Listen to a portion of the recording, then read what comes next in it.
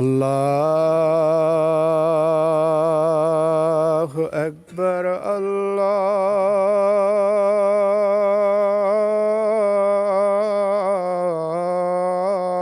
الله أكبر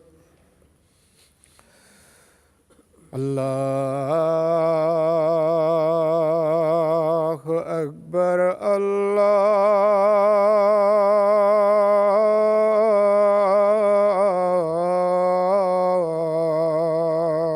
أكبر. أشهد أن لا إله إلا الله. أشهد أن لا إله إلا الله. أشهد أن محمدًا رسول الله.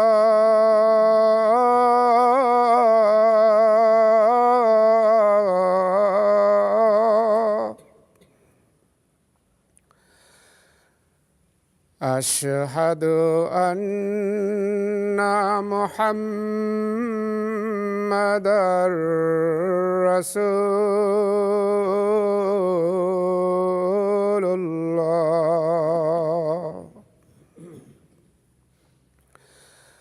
حي على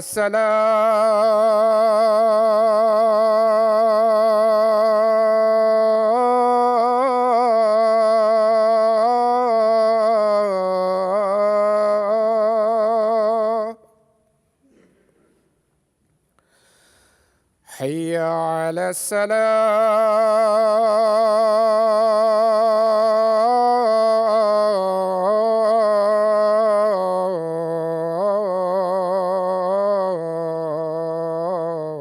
الصلاة. حي على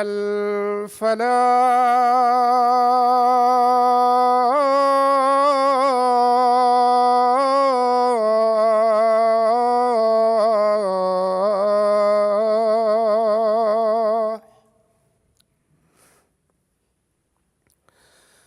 حي على الفلاح.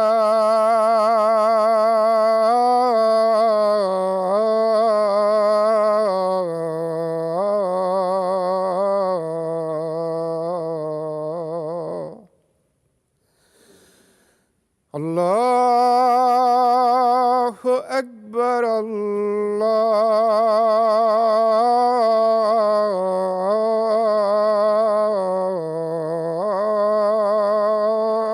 الله أكبر. لا إله إلا الله.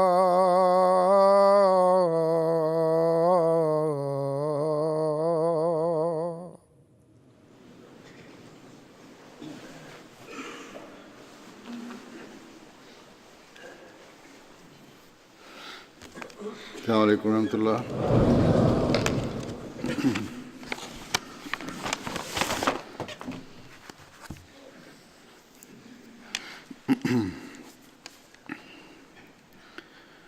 أشهد أن لا إله إلا الله وحده لا شريك له وأشهد أن محمدًا عبده ورسوله. أما بعد فأعوذ بالله من الشيطان الرجيم. بسم الله الرحمن الرحيم الحمد لله رب العالمين الرحمن الرحيم مالك يوم الدين إياك نعبد وإياك نستعين اهدنا الصراط المستقيم صراط الذين أنعمت عليهم غير المغضوب عليهم ولا الضالين.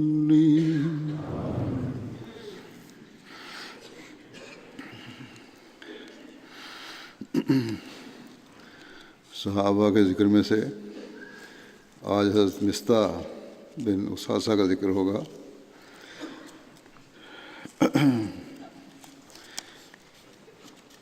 ان کا نام اوف اور لقب مصطح تھا.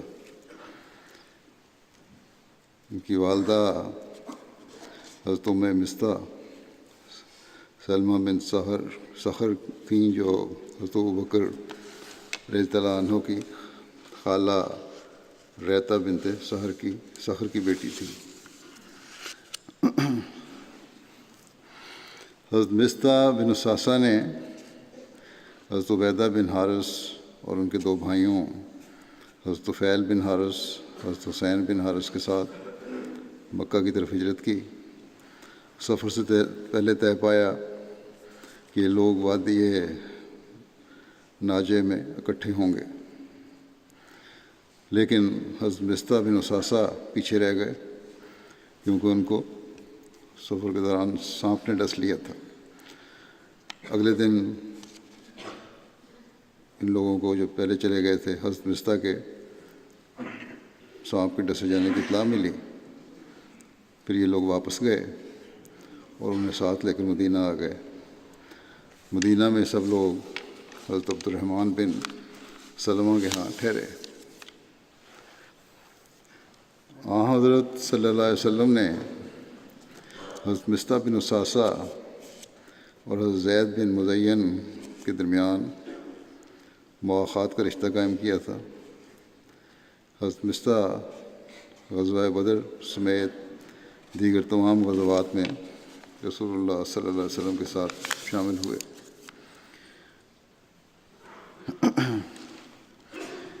ہجرت کے 8 مہینے کے بعد رسول اللہ صلی اللہ علیہ وسلم نے حضرت عبیدہ بن حارث کو 60 یا ایک روایت کے مطابق 80 سواروں کے ساتھ روانہ کیا. رسول اللہ صلی اللہ علیہ وسلم نے حضرت عبیدہ بن حارث کے لیے ایک سفید رنگ کا پرچم باندھا، ایک جھنڈا بنایا جسے مصطح بن اساسہ نے اٹھایا. اس سریہ کا مقصد یہ تھا کہ قریش کے ایک تجارتی قافلے کو راہ میں روک لیا جائے. قریش کے قافلے کا امیر ابو سفیان تھا، بعض کے مطابق اکرمہ بن ابو جہل اور بعض کے مطابق مکرز بن حفص تھا. اس قافلے میں 200 آدمی تھے جو مال لے کر جا رہے تھے. صحابہ کی اس جماعت نے رابغ وادی پر اس قافلے کو جا لیا. اس مقام کو ودان بھی کہا جاتا ہے. یہ قافلہ صرف تجارتی قافلہ نہیں تھا بلکہ جنگی سامان سے لیس بھی تھا، اور جو آمد ہونی تھی اس قافلے کی وہ بھی مسلمانوں کے خلاف جنگ میں استعمال ہونی تھی، کیونکہ واقعات سے پتہ لگتا ہے کہ وہ پوری طرح تیار تھے. بہرحال یہ لوگ جب گئے تو دونوں فریقوں کے درمیان تیر اندازی کے علاوہ کوئی مقابلہ نہیں ہوا اور لڑائی کے لیے باقاعدہ صف بندی بھی نہیں ہوئی. پہلے بھی اس کا ایک ذکر ہو چکا ہے ایک اور صحابی کے ذکر میں. وہ صحابی جنہوں نے مسلمانوں کی جانب سے پہلا تیر چلایا وہ حضرت سعد بن ابی وقاص تھے، اور یہ وہ پہلا تیر تھا جو اسلام کی طرف سے چلایا گیا. اس موقع پر حضرت مقداد بن اسود اور حضرت عیینہ بن غزوان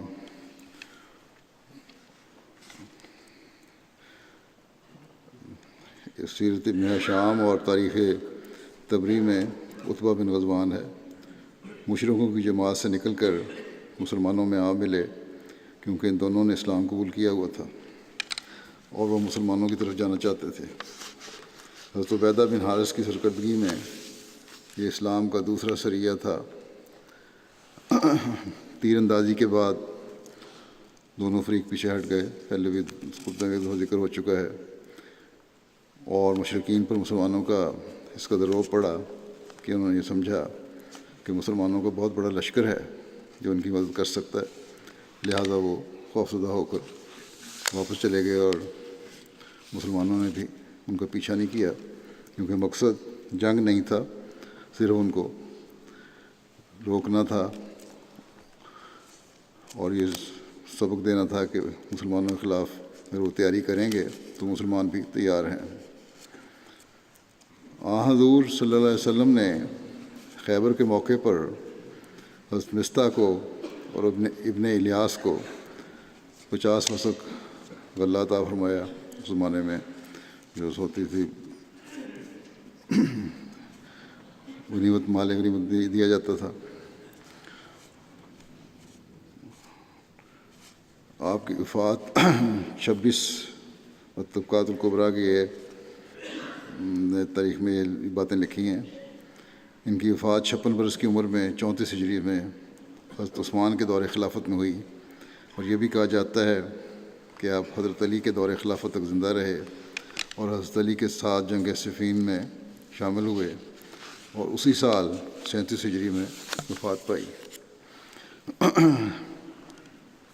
حضرت مصطح وہی شخص ہیں جن کے نان و نفقہ کا بندوبست حضرت ابوبکر کیا کرتے تھے، ان کے ذمہ تھا، لیکن جب حضرت عائشہ پر تہمت لگائی گئی، الزام لگایا گیا، ان لگانے والوں میں مصطح بھی شامل ہو گئے، اور حضرت ابوبکر نے اس وقت قسم کھائی کہ آئندہ ان کی کفالت نہیں کریں گے، جس پر پھر قرآن کریم میں یہ آیت نازل ہوئی کہ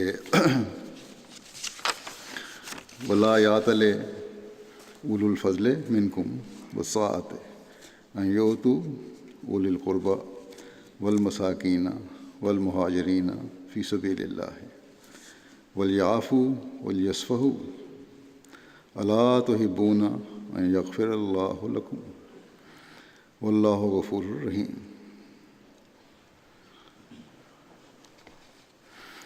اور تم میں سے صاحب فضیلت اور صاحب توفیق اپنے قریبیوں اور مسکینوں اور اللہ کی راہ میں ہجرت کرنے والوں کو کچھ نہ دینے کی قسم نہ کھائیں، بس چاہیے کہ وہ معاف کر دیں اور درگزر کریں۔ کیا تم یہ پسند نہیں کرتے کہ اللہ تمہیں بخش دے، اور اللہ بہت بخشنے والا اور بار بار رحم کرنے والا۔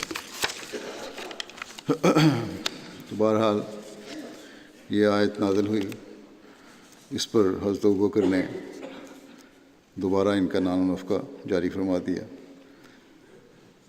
اور جب اللہ تعالیٰ نے حضرت عائشہ کی بریت نازل فرما دی تو پھر بہتان لگانے والوں کو سزا بھی دی گئی۔ بعض روایات کے مطابق حضرت صلی اللہ علیہ وسلم نے حضرت عائشہ پر الزام لگانے والے جن اصحاب کو کوڑے لگوائے تھے، ان میں حضرت مصطح بھی شامل تھے۔ حضرت مسیح موعود علیہ الصلوۃ والسلام یہ افق کا جو ہے ذکر ہے الزام لگانے کا، اس کو ذکر کرتے ہوئے فرماتے ہیں یہ کیونکہ ایک بڑا تاریخی ایک اہم واقعہ ہے، تاریخی دنیا ایک اہم واقعہ ہے، اور مسلمانوں کے لیے اس میں سبق بھی ہے، اس لیے اس کی تفصیل بھی بڑی لکھی گئی ہے، اور اللہ تعالیٰ نے اس بارے میں قرآن کریم میں آیات بھی نازل فرمائیں۔ تو بہرحال حضرت مسیح علیہ الصلوۃ والسلام فرماتے ہیں کہ خدا تعالیٰ نے اپنے اخلاق میں داخل کر رکھا ہے کہ وہ وعید کی پیش گوئی کو توبہ و استغفار اور دعا اور صدقہ سے ٹال دیتا ہے۔ اسی طرح انسان کو بھی اس نے یہی اخلاق سکھائے ہیں۔ حضرت مسیح علیہ السلام نے اس واقعہ کا ذکر کر کے وعدہ اور وعید کے فرق کو ظاہر فرمایا ہے۔ پھر آپ فرماتے ہیں کہ جیسا قرآن شریف اور حدیث سے ثابت ہے کہ حضرت عائشہ رضی اللہ تعالیٰ عنہا کی نسبت جو منافقین نے محض خباثت سے خلاف واقعہ تہمت لگائی تھی، اس تذکرے میں بعض سادہ لو صحابہ بھی شامل ہو گئے تھے۔ مقصد ان کا فتنہ نہیں تھا، سادہ لوگ میں شامل ہو گئے۔ ایک صحابی ایسے تھے کہ وہ حضرت ابوبکر رضی اللہ عنہ کے گھر سے 2 وقت روٹی کھاتے تھے۔ حضرت ابوبکر نے ان کی اس خطاب پر قسم کھائی تھی اور وعید کے طور پر یہ عہد کر لیا تھا کہ میں اس بے جا حرکت کی سزا میں اس کو کبھی روٹی نہیں دوں گا۔ اس پر یہ آیت نازل ہوئی، وَلْيَعْفُوا وَلْيَصْفَحُوا أَلَا تُحِبُّونَ أَن يَغْفِرَ اللَّهُ لَكُمْ وَاللَّهُ غَفُورٌ رَحِيمٌ۔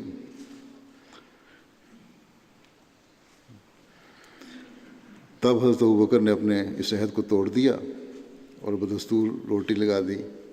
اسی بنا پر اسلامی اخلاق میں داخل ہے ایک مسئلہ حل کیا حضرت مسیح علیہ السلام نے یہاں کہ اگر وعید کے طور پر کوئی عہد کیا جائے تو اس کا توڑنا حسن اخلاق میں داخل ہے۔ مثلا وعید کیا ہے؟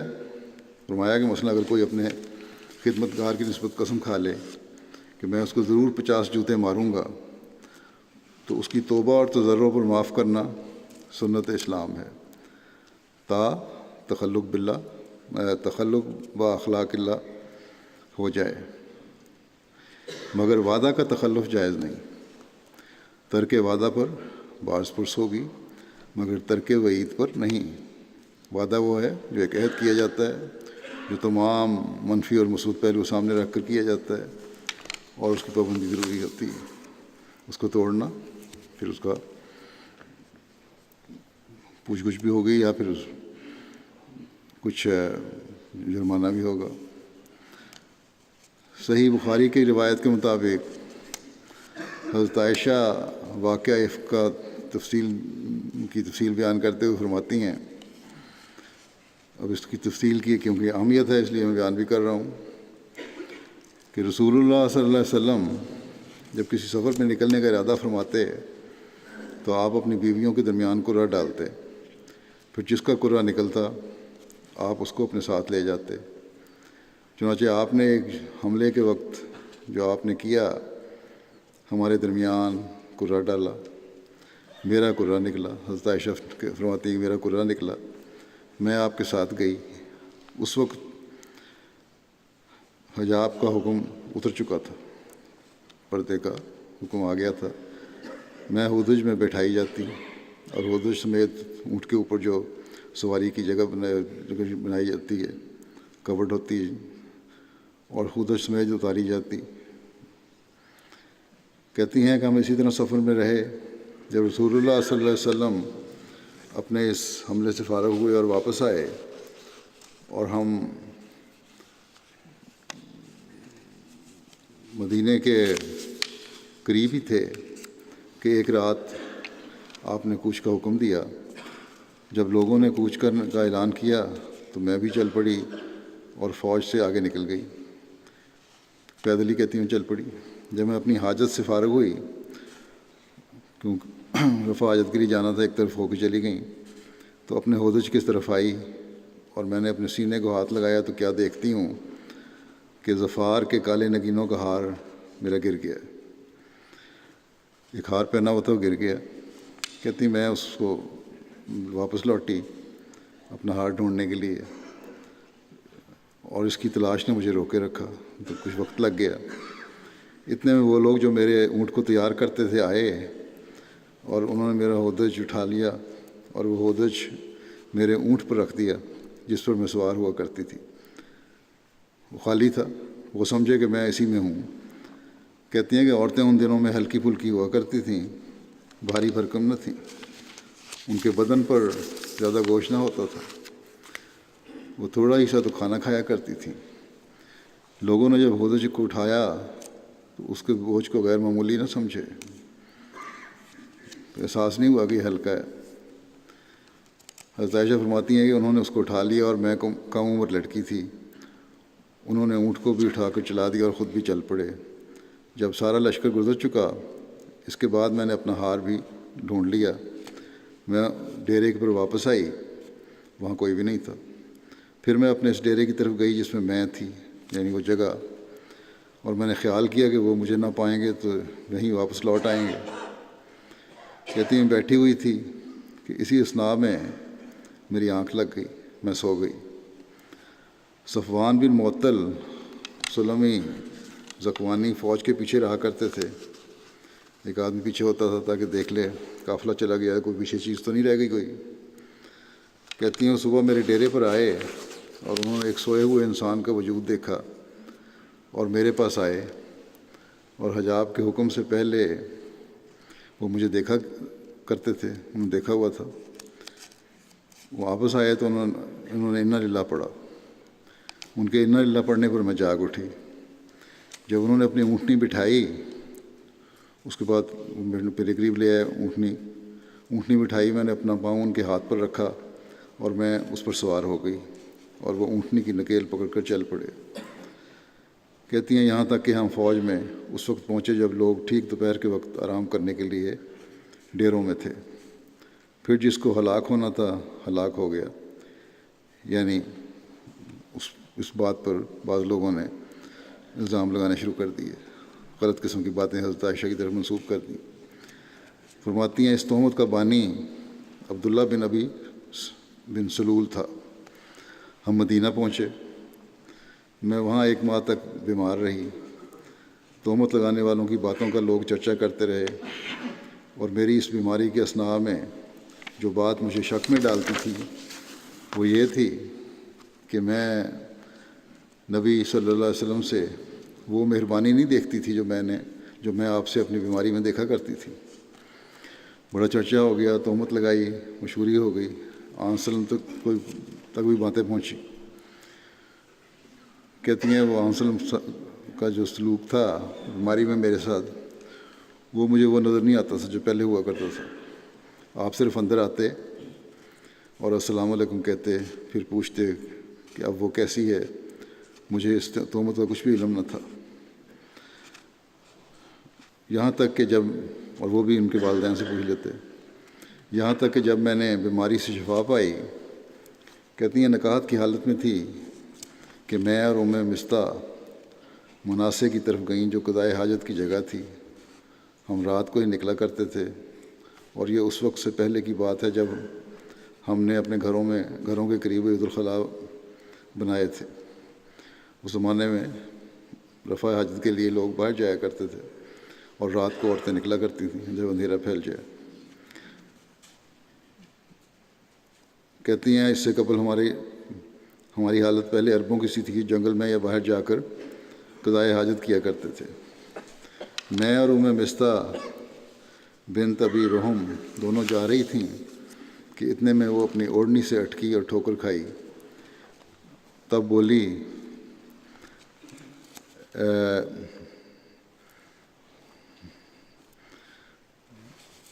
کہ مصطح بد نصیب ہو۔ میں نے اس سے کہا کہ کیا بری بات کی ہے تم نے؟ کیا تو ایسے شخص کو برا کہہ رہی ہے جو جنگ بدر میں موجود تھا؟ اس نے کہا کہ ارے بھولی بھالی لڑکی، کیا تم نے نہیں سنا جو لوگوں نے افتراء کیا ہے؟ تب اس نے مجھے تہمت لگانے والوں کی بات سنائی کہ یہ الزام تمہارے پر لگایا گیا ہے۔ بیماری سے کہتی میں ابھی اٹھی تھی، نکاحت تو تھی۔ یہ بات سن کے میری بیماری بڑھ گئی۔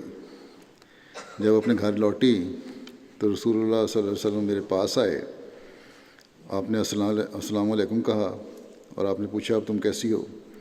میں نے کہا مجھے اپنے والدین کے پاس جانے کی اجازت دیں۔ کہتی تھیں کہ میں اس وقت یہ چاہتی تھی کہ میں ان کے پاس جا کر ان کی اس کی نسبت معلوم کروں، یعنی یہ الزام جو لگایا۔ آپ صلی اللہ علیہ وسلم نے مجھے اجازت دے دی۔ میں اپنے والدین کے پاس آئی تو میں نے اپنی ماں سے پوچھا کہ لوگ کیا باتیں کر رہے ہیں؟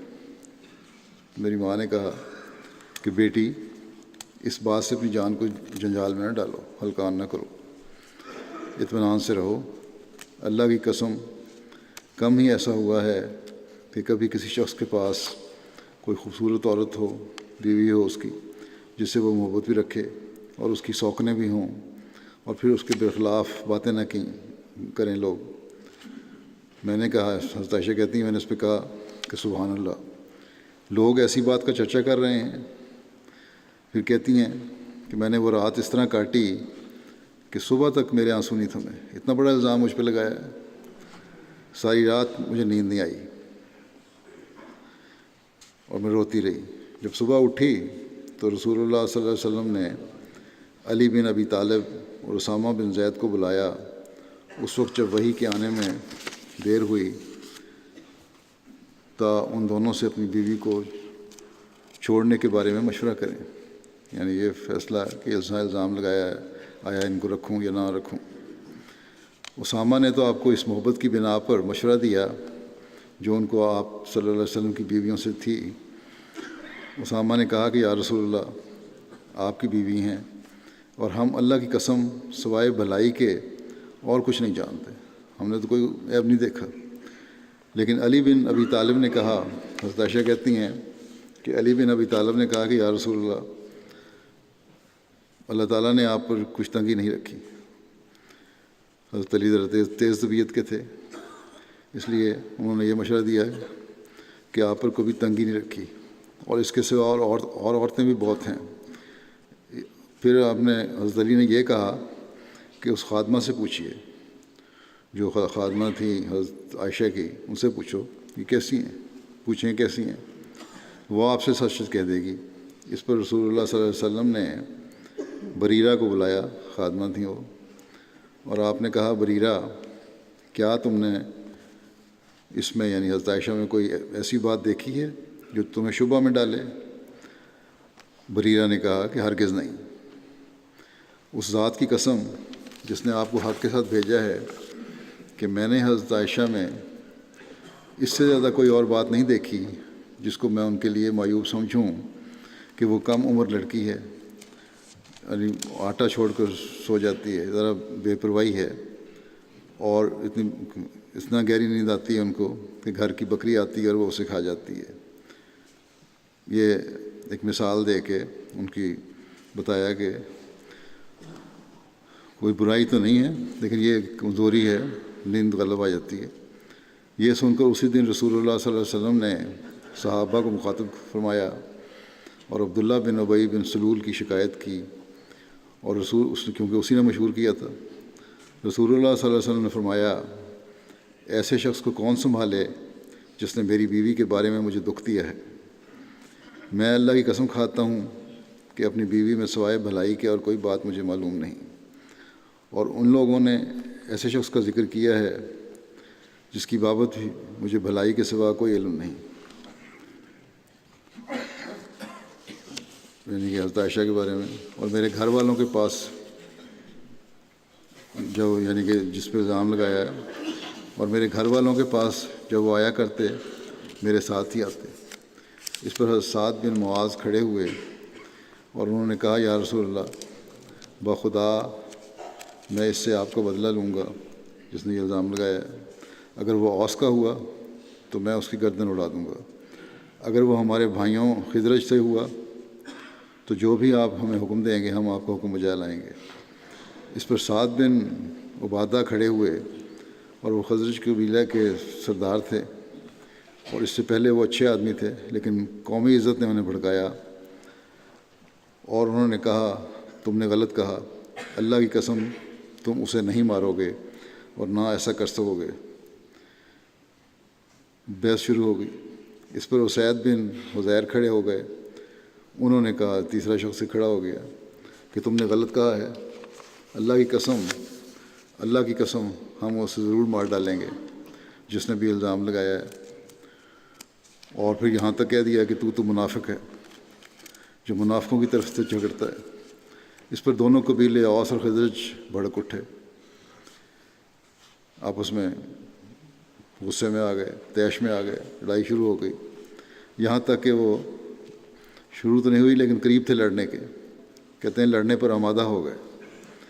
رسول اللہ صلی اللہ علیہ وسلم ممبر پر کھڑے تھے، آپ اترے اور ان کو ٹھنڈا کیا یہاں تک کہ خاموش ہو گئے، اور آپ صلی اللہ علیہ وسلم بھی خاموش ہو رہے۔ حضرت عائشہ کہتی ہیں، یہ روایت چل رہی ہے، بخاری کی روایت ہے لمبی، کہ میں سارا دن روتی رہی، نہ میرے آنسو تھمتے اور نہ مجھے نیند آتی۔ میرے ماں باپ میرے پاس آ گئے، میں 2 راتیں اور 1 دن اتنا روئی کہ میں سمجھی کہ یہ رونا میرے جگر کو شک کر دے گا، ختم ہو جاؤں گی میں۔ کہتی تھیں کہ اسی اثناء میں وہ دونوں میرے پاس بیٹھے ہوئے تھے، یعنی ماں باپ بیٹھے ہوئے تھے، اور میں رو رہی تھی کہ اتنے میں ایک انصاری عورت نے اندر آنے کی اجازت چاہی۔ میں نے اسے اجازت دے دی، وہ بھی بیٹھ کر میرے ساتھ رونے لگی۔ ہم اسی حال میں تھے کہ رسول اللہ صلی اللہ علیہ وسلم اندر آئے اور بیٹھ گئے تو بول کے گھر میں، اور اس سے پہلے جس دن مجھ پر تہمت لگائی گئی تھی آپ میرے پاس نہیں بیٹھے تھے، اس دن بیٹھے، اس سے پہلے نہیں بیٹھے کبھی بھی۔ ہم دور سے حال پوچھ کے چلے جایا کرتے تھے، یا ملازمہ سے حال پوچھ کے چلے جایا کرتے تھے، اور گھر جب آ گئی ہیں تو وہاں پوچھتے تھے۔ بہرحال اس دن آئے اور کہتی میرے پاس بیٹھے، اور آپ 1 مہینہ منتظر رہے۔ جس دن سے مجھ پر تہمت لگائی گئی تھی آپ میرے پاس نہیں بیٹھے تھے، 1 مہینہ منتظر رہے، مگر میرے متعلق آپ کو کوئی وحی نہ ہوئی۔ جس دن سے الزام لگا تھا مہینہ گزر گیا تقریباً، اور آپ میں بیٹھے نہیں تھے، لیکن اس دن آ کے بیٹھے، اور حضرت صلی اللہ علیہ وسلم اس انتظار میں تھے کہ اللہ تعالیٰ کچھ بتا دے گا۔ حضرت عائشہ کہتی ہیں کہ آپ نے تشہد پڑھا، پھر آپ نے مجھے فرمایا کہ عائشہ، مجھے تمہارے متعلق یہ بات پہنچی ہے۔ پہلی دفعہ یہ بات کی صلی اللہ علیہ وسلم نے حضرت عائشہ سے، اگر تم بری ہو تو ضرور اللہ تعالیٰ تمہیں بری فرمائے گا، اور اگر تم سے کوئی کمزوری ہو گئی ہے تو اللہ سے مغفرت مانگو اور اس کے حضور توبہ کرو، کیونکہ بندہ جب اپنے گناہ کا اقرار کرتا ہے اور اس کے بعد توبہ کرتا ہے تو اللہ تعالیٰ بھی اس پر رحم کرتا ہے۔ کہتی ہیں جب رسول اللہ صلی اللہ علیہ وسلم نے اپنی بات ختم کر لی تو میرے آنسو خشک ہو گئے۔ پہلے میں بہت رو رہی تھی، یہاں تک کہ آنسوؤں کا ایک قطرہ بھی محسوس نہ ہوا۔ میں نے اپنے باپ سے کہا، اس وقت ابو بکر کو کہا حضرت عائشہ نے، کہ رسول اللہ صلی اللہ علیہ وسلم کو میری طرف سے جواب دیجیے۔ انہوں نے کہا، بخدا میں نہیں جانتا کہ میں رسول اللہ سے کیا کہوں، کیا بات کروں، کیا جواب دوں۔ یہی چاہتی ہوں گی نا کہ میری بریت کا جواب دیں۔ پھر میں نے اپنی ماں سے کہا، آپ ہی رسول اللہ صلی اللہ علیہ وسلم کو جو آپ نے فرمایا ہے کہ میری طرف سے اس کا جواب دیں۔ انہوں نے کہا، بخدا میں نہیں جانتی کہ میں رسول اللہ صلی اللہ علیہ وسلم سے کیا کہوں۔ حضرت عائشہ کہتی تھیں کہ میں کم عمر لڑکی تھی، قرآن مجید کا اس وقت زیادہ مجھے علم نہیں تھا۔ بہرحال میں نے کہا اس وقت، اس کے باوجود، بخدا مجھے معلوم ہو چکا ہے کہ آپ لوگوں نے وہ بات سنی ہے جس کا لوگ آپس میں تذکرہ کرتے ہیں، یعنی یہ الزام لگایا گیا مجھ پہ بڑا گندہ، اور آپ کے دلوں میں وہ بات بیٹھ گئی ہے۔ آپ لوگ سمجھتے ہیں کہ یہ الزام لگایا شاید صحیح نہ ہو، اور آپ نے اسے درست سمجھ لیا ہے، بلکہ یہ کہتی ہیں میں نے کہا کہ آپ نے شاید سمجھ لیا کہ درست ہے، اور اگر میں آپ سے کہوں کہ میں بری ہوں، میں نے کچھ نہیں کیا ایسی بات، اور اللہ جانتا ہے کہ میں فی الواقعہ بری ہوں، تو آپ مجھے اس میں سچا نہیں سمجھیں گے، کیونکہ اتنا مشہور ہو چکا ہے اور اتنا زیادہ لوگ باتیں کر رہے ہیں کہ شاید ہو جائے کہ میں سچی نہیں ہوں۔ اور اگر میں آپ کے پاس کسی بات کا اقرار کر لوں، حالانکہ اللہ جانتا ہے کہ میں بری ہوں اور میں نے کام نہیں، ایسی کوئی غلط حرکت نہیں کی، تو آپ اس اقرار پر مجھے سچا سمجھ لیں گے۔ اگر اقرار کر لوں تو آپ سچا سمجھ لیں شاید کہ ہاں ٹھیک ہی ہوگی بات۔ کہتی ہیں کہ میں نے کہا کہ اللہ کی قسم میں اپنی اور آپ صلی اللہ علیہ وسلم کی کوئی مثال نہیں پاتی سوائے یوسف کے باپ کی۔ انہوں نے کہا تھا کہ صبر کرنا ہی اچھا ہے اور اللہ ہی سے مدد مانگنی چاہیے، جو یعقوب نے کہا تھا بھائیوں پہ یوسف کے کہ اللہ ہی سے مدد مانگنی چاہیے اس بات میں جو تم لوگ بیان کر رہے ہو. کہتی ہیں میں نے یہ آیت پڑھ دی. اس کے بعد میں ایک طرف ہٹ کر اپنے بستر پر آ گئی اور میں امید کرتی تھی کہ اللہ تعالیٰ مجھے بری کرے گا. میں جانتی تھی میں بے گناہ ہوں، اللہ تعالیٰ بری کرے گا. لیکن کہتی ہیں کہ بخدا مجھے یہ گمان نہیں تھا کہ میرے متعلق بھی کوئی وحی نازل ہوگی. یہ تو خیال تھا کہ اللہ تعالیٰ بری کر دے گا، لیکن یہ خیال نہیں تھا کہ اس حد تک یہاں تک ہو جائے گا کہ اللہ تعالیٰ وحی نازل کرے میری بریت کے بارے میں. بلکہ میں اپنے خیال میں اس سے بہت ادنا تھی کہ میری نسبت قرآن کریم میں بیان کیا جائے. میں اس قابل نہیں سمجھتی تھی اپنے آپ کو کہ اللہ تعالیٰ قرآن کریم میں میرے بارے میں کوئی وحی کرے. لیکن مجھے یہ امید ضرور تھی کہ رسول اللہ صلی اللہ علیہ وسلم نیند میں کوئی ایسی خواب دیکھ لیں کہ اللہ تعالیٰ مجھے بری قرار دیتا ہے. حضرت عائشہ کہتی ہیں کہ اللہ کی قسم آپ ابھی بیٹھنے کی جگہ سے الگ نہیں ہوئے تھے اور نہ اہل بیت میں سے کوئی باہر گیا تھا کہ اتنے میں آپ پر وحی نازل ہوئی اور سخت تکلیف آپ کو ہوا کرتی تھی. وحی کے دوران وہ آپ کو ہونے لگی. آپ کو اتنا پسینہ آتا تھا کہ سردی کے دن میں بھی آپ سے پسینہ موتیوں کی طرح ٹپکتا تھا.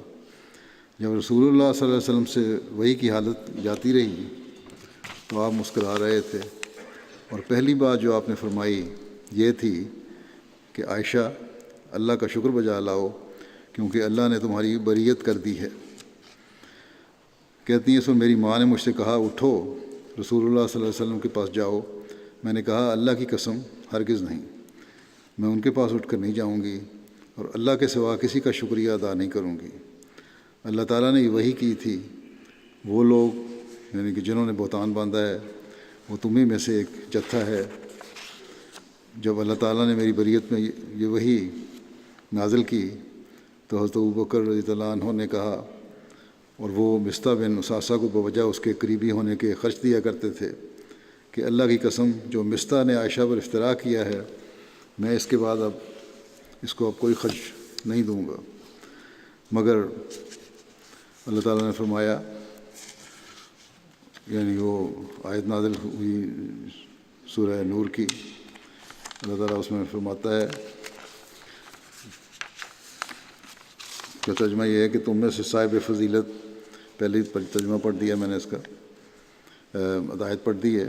تم میں سے صاحب فضیلت اور صاحب توفیق اپنے قریبیوں اور مسکینوں اور اللہ کی راہ میں ہجرت کرنے والوں کو کچھ نہ دینے کی قسم نہ کھائیں، بس چاہیے کہ وہ معاف کر دیں اور درگزر کریں.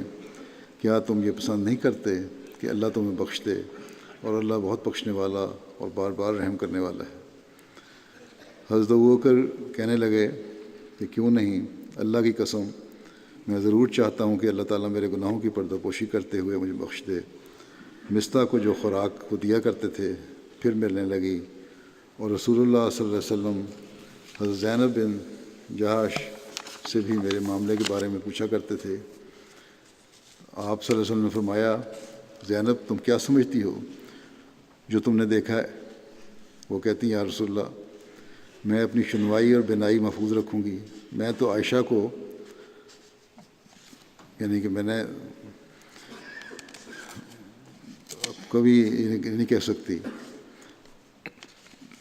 کہ عائشہ کو، میں نے تو عائشہ کو پاک دامن ہی سمجھا ہے.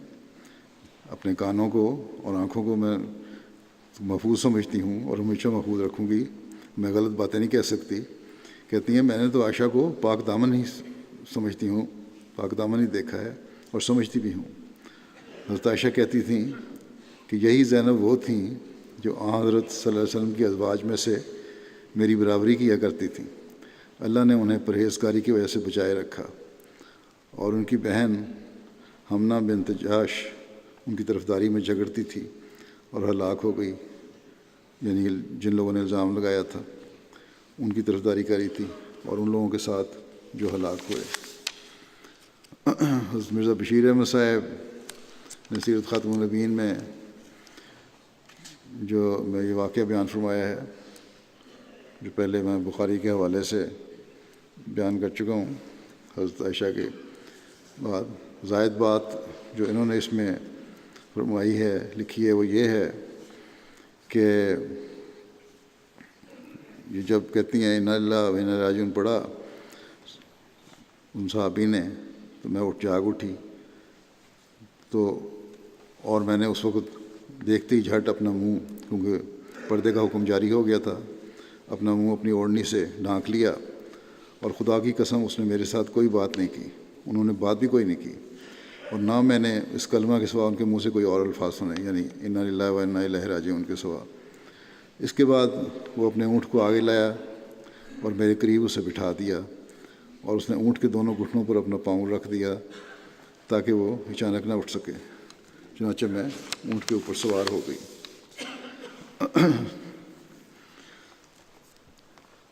وہاں بخاری میں یہ تھا کہ ہاتھ پہ پاؤں رکھ کے چلی، یہاں یہ ہے کہ انہوں نے اونٹ کے آگے گھٹنوں پہ پاؤں بھی رکھ دیا تاکہ اونٹ ایک دم نہ اٹھ جائے۔ جیسا کہ حضرت عائشہ نے بیان فرمایا ہے کہ میرے بارے میں خدا تعالیٰ کی وحی کی بڑی اہمیت تھی میرے لیے۔ حضرت عائشہ کہتی ہیں میرے لیے تو اس وحی کی بڑی اہمیت تھی کیونکہ مجھے اس کی توقع نہیں تھی۔ بہرحال یہ ایک اہم واقعہ تھا، اور آن حضرت صلی اللہ علیہ وسلم کے اہل پر ایک بہت بڑا الزام لگایا گیا تھا۔ حضرت عائشہ کا ایک خاص مقام تھا، اور یہ مقام اس وجہ سے بھی تھا کہ آن صلی اللہ علیہ وسلم نے فرمایا کہ وہی بھی مجھے سب سے زیادہ عائشہ کے حجرے میں ہی ہوتی ہے۔ اور سورہ نور میں ان الزام لگانے والوں کے بارے میں مومنوں کے رد عمل جو ہونا چاہیے اس کے بارے میں بھی تفصیل سے بتایا گیا ہے کہ کیا ہونا چاہیے۔ 10-11 آیتیں ہیں اس بارے میں مکمل۔ بہرحال حضرت عائشہ نے جس آیت کا حوالہ دیا ہے اس کی تفسیر بیان کرتے ہوئے مسلم موعود نے فرمایا کہ اور جو اس میں اس واقعے کے علاوہ جو بیان کر چکا ہوں حدیث کے حوالے سے جو زائد باتیں ہیں وہ بیان کرتا ہوں۔ اول پہلے تو آیت پڑھ دوں کہ آیت یہ ہے کہ ان الذین جاؤوا بالافک عصبۃ منکم لا تحسبوه شرا لکم بل هو خیر لکم لا تحسبوه شرا لکم بل هو خیر لکم لکل امرئ منہم مکتسب من الاسم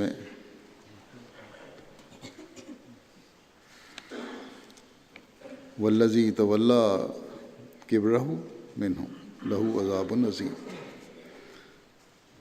یعنی یقیناً وہ لوگ جو جھوٹ گھڑ لائے تم ہی میں سے ایک گروہ ہے، اس معاملہ کو اپنے حق میں برا نہ سمجھو بلکہ وہ تمہارے لیے بہتر ہے۔ ان میں سے ہر شخص کے لیے ہے جو اس نے گناہ کمایا، جبکہ ان میں سے وہ جو اس کے بیشتر کے ذمہ دار ہیں اس کے لیے بہت بڑا عذاب مقدر ہے۔ اس کے آگے پھر مزید آیتیں بھی ہیں، بڑی تفصیل سے بیان ہوا ہے۔ بہرحال اس آیت کی تفسیر میں سارا واقعہ بیان کیا ہے۔ اور پھر آپ نے یہ لکھا کہ جب مدینہ پہنچے تو عبداللہ بن ابی بن سلول اور اس کے ساتھیوں نے مشہور کر دیا کہ حضرت عائشہ نعوذ باللہ جان بوجھ کر پیچھے رہی تھی، اور ان کو صفوان سے تعلق تھا جو لے کے آئے تھے اونٹ بعد میں۔ لکھتے ہیں کہ یہ شور اتنا بڑھا کہ بعض صحابہ بھی نادانی سے ان کے ساتھ مل گئے، جن میں سے ایک حسان بن ثابت ہیں اور دوسرے مستہ بن اساسہ۔ اسی طرح ایک صحابیہ حمنہ بنت جہش بھی تھیں جو رسول اللہ صلی اللہ علیہ وسلم کی سالی تھیں۔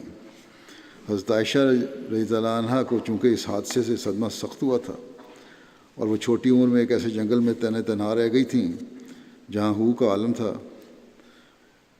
اور مدینہ پہنچ کر اس صدمے سے بیمار ہو گئیں۔ یہ بھی ایک جو خوف تھا، تنہائی کا ایک ڈر تھا۔ حضرت مسلم موعود نے لکھا ہے کہ بیماری کی وجہ یہ بھی ہے۔ ادھر ان کے متعلق منافقین میں کھچڑی پکتی رہی۔ آخر رسول کریم صلی اللہ علیہ وسلم کو یہ باتیں پہنچ گئیں۔ آپ نے حضرت عائشہ کی بیماری کو دیکھ کر آپ حضرت عائشہ کی بیماری کو دیکھ کر ان سے دریافت نہیں فرما سکتے تھے، بیماری تھی اس لیے پوچھا بھی نہیں کہ کیا باتیں کر رہے ہیں منافقین۔ ادھر دن بدن باتیں زیادہ بڑھتی جاتی تھیں۔ حضرت عائشہ رضی اللہ عنہا فرماتی ہیں کہ میں دیکھ کر حیران ہوتی کہ رسول کریم صلی اللہ علیہ وسلم گھر میں تشریف لاتے تو آپ کا چہرہ اترا ہوا ہوتا تھا اور مجھ سے کوئی بات نہیں کرتے تھے، بڑے پریشان چہرہ ہوتا تھا۔ کہتی ہیں اور دوسروں سے حال میرا پوچھ کے چلے جاتے تھے۔ کہتی میں آپ کی اجازت سے ایک دن اپنے والدین کے ہاں چلی گئی اور پھر وہی قضائے حاجت والا واقعہ ہوا، جو رشتہ دار تھیں ان کے ساتھ باہر جاتی تھیں، اس نے اپنے بیٹے مستہ کے نام لے کر کہا کہ اس کا برا ہو۔ حضرت عائشہ نے اس پہ کہا کہ ایسا کیوں کہتی ہو؟ اس نے کہا کہ ایسا کیوں نہ کہوں، تمہیں پتہ نہیں کہ وہ تو اس قسم کی باتیں کرتا ہے۔ تو مسلم عورت لکھتے ہیں کہ معلوم ہوتا ہے وہ عورت کوئی موقع نکالنا چاہتی تھی کہ بات کہے، حضرت عائشہ کو بات بتائے کہ کیا الزام لگ رہے ہیں پہ، کیونکہ ان کو پتہ نہیں تھا۔ جب حضرت عائشہ نے اس سے یہ بات سنی تو انہیں بڑا سخت صدمہ ہوا، واپس آ گئیں۔ جیسا کہ پہلے انہوں نے ذکر کیا بڑی نکات تھی مجھے، جوں توں کر کے گھر تو پہنچیں، مگر اس کا نتیجہ یہ نکلا کہ بیماری پھر زور پکڑ گئی۔ بہرحال پھر آگے واقعہ آپ بیان کرتے ہیں کہ حضرت صلی اللہ علیہ وسلم نے حضرت عمر، حضرت علی اور اسامہ بن زید کو بلا کر مشورہ لیا کہ کیا کرنا چاہیے۔ حضرت عمر اور اسامہ بن زید دونوں نے کہا کہ ان منافقوں کی پھیلائی ہوئی بات ہے، اس میں کوئی حقیقت نہیں، لیکن حضرت علی کی طبیعت تیز تھی، انہوں نے کہا کہ بات کوئی ہو یا نہ ہو، آپ کو ایسی عورت سے جس پر اتہام لگ چکا ہے تعلق رکھنے کی کیا ضرورت ہے؟ لیکن ساتھ ہی یہ بھی کہا جیسا کہ بیان ہوا ہے کہ آپ ان کی لونڈی سے پوچھ لیں، اگر کوئی بات ہوئی تو وہ بتا دے گی۔ رسول کریم صلی اللہ علیہ وسلم نے حضرت عائشہ کی لونڈی بریرہ سے پوچھا کیا تجھے عائشہ کا کوئی عیب معلوم ہے؟ تو اس نے کہا عائشہ کا سوائے اس کے اور کوئی عیب نہیں کہ کم سنی کی وجہ سے وہ سو جاتی ہیں، اور وہی واقعہ بیان کیا۔ پھر نیند جلدی غلبہ آ جاتا ہے اور گہری نیند آتی ہے۔ بہرحال کہتے ہیں پھر رسول کریم صلی اللہ علیہ وسلم باہر تشریف لائے، صحابہ کو جمع کیا اور پھر مجھے فرمایا کہ کوئی ہے جو مجھے اس شخص سے بچائے جس نے مجھے دکھ دیا ہے۔ اس سے مراد آپ کی عبداللہ بن ابی بن سلول سے تھی کہ اس نے دکھ دیا ہے۔ حضرت سعد بن معاذ جو اوس قبیلہ کے سردار تھے کھڑے ہوئے اور انہوں نے کہا کہ یا رسول اللہ، اگر وہ شخص ہم میں سے ہے تو ہم اس کو مارنے کے لیے تیار ہیں، اور اگر وہ خزرج میں سے ہے تب بھی اس کو مارنے کے لیے تیار ہیں۔ حضرت مسلم وہ کہتے ہیں کہ شیطان تو ہر وقت فتنہ ڈلوانے کے لیے موقع کی تلاش میں رہتا ہے، اس موقع پہ بھی شیطان نہیں چونکا۔ خزرج کو یہ خیال نہ آیا کہ رسول کریم صلی اللہ علیہ وسلم کو اس بات سے کتنا صدمہ پہنچا ہے۔ انہوں نے جب یہ سعد نے بات کی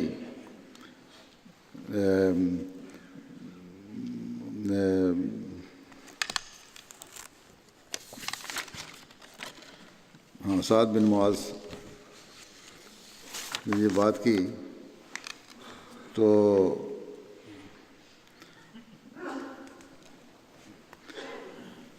ان دوسرے قبیلوں کو غصہ آ گیا، چنانچہ سعد بن عبادہ کھڑے ہوئے اور انہوں نے سعد بن معاذ سے کہا کہ تم ہمارے آدمی کو نہیں مار سکتے اور نہ تمہاری طاقت ہے کہ ایسا کر سکو۔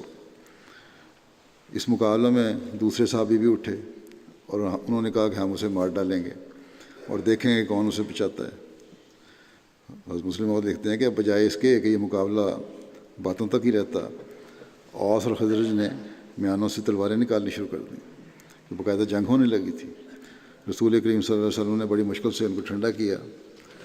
اوس کہتے تھے کہ جس شخص نے رسول کریم صلی اللہ علیہ وسلم کو دکھ دیا ہے اس کو ہم مار ڈالیں گے، اور خزرج کہتے تھے کہ تم یہ بات اخلاص سے نہیں کرتے، چونکہ تم جانتے ہو کہ وہ ہم میں سے ہے اس لیے یہ بات کہتے ہو۔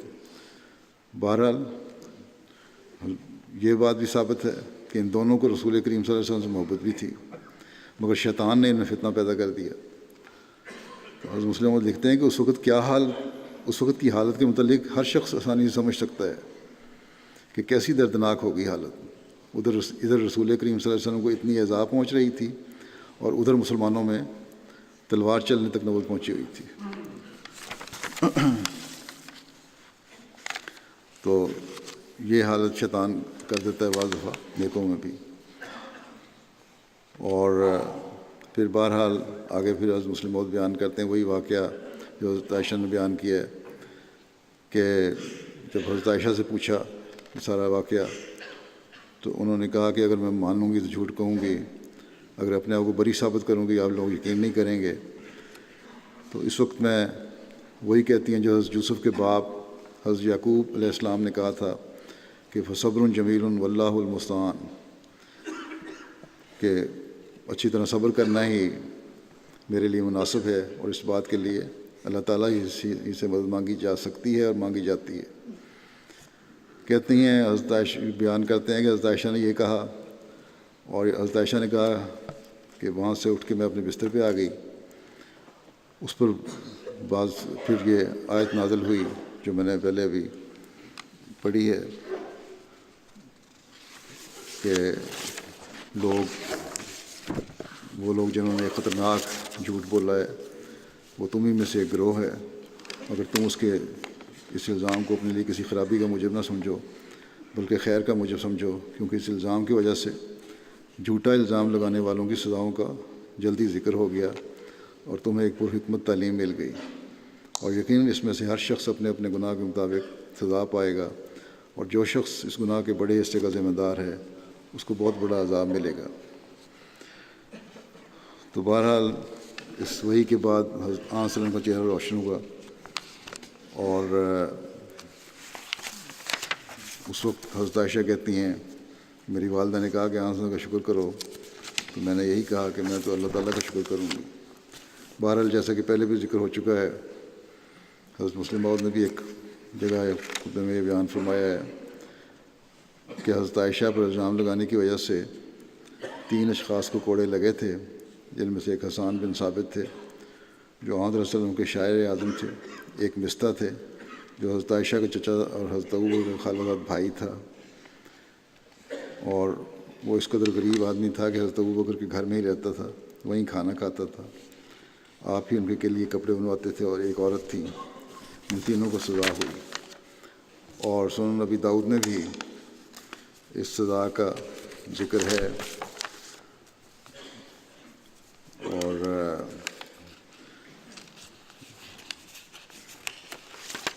بہرحال بعض کے نزدیک یہ سزا ہوئی، بعض کے نزدیک نہیں ہوئی، لیکن یہ صحابہ جو تھے سزا ہوئی یا نہیں ہوئی، اللہ تعالیٰ نے ان کو معاف فرما دیا۔ جو دنیاوی سزا تھی وہ ملنی تھی وہ مل گئی، اور بعد کے غزوات میں بھی جیسا کہ میں نے بتایا یہ شامل ہوئے، اور یہ بدری صحابی تھے، ان کا ایک بڑا مستہ کا ایک بڑا مقام تھا، اللہ تعالیٰ نے انجام ان کا بخیر کیا اور اس مقام کو قائم رکھا اور قائم فرمایا۔ اللہ تعالیٰ ان کے درجات بلند فرماتا چلا جائے۔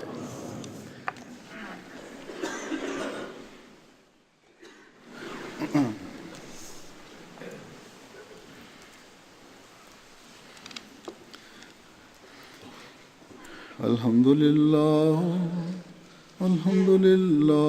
نحمدہ ونستعینہ ونستغفرہ ونؤمن بہ ونتوکل علیہ ونعوذ باللہ من شرور انفسنا ومن سیئات اعمالنا من يهده الله فلا مضل له ومن يضلل فلا هادي له ونشهد أن لا إله إلا الله ونشهد أن محمدا عبده ورسوله عباد الله رحمكم الله إن الله يأمر بالعدل والإحسان وإيتاء ذي القربى